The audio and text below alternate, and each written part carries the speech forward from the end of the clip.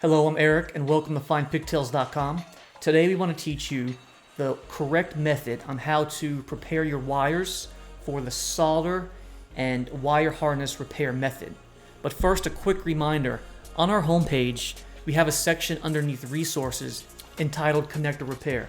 If you click on that section, it will navigate you to a page that has all things pigtail related on how to actually depin, repin, perform a correct wire repair, etc.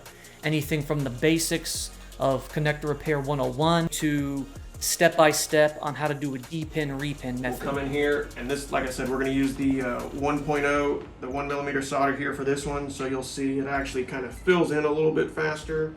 It's what I prefer to use when I'm doing a repair like this. If it's a really tiny wire, then that 0.8 works real well. So again, run the iron for a second, let it get hot. We should be good. Yep, it's melting now. All right, bring it up under it. Melt right into the iron, and then it just transfers right down the wire.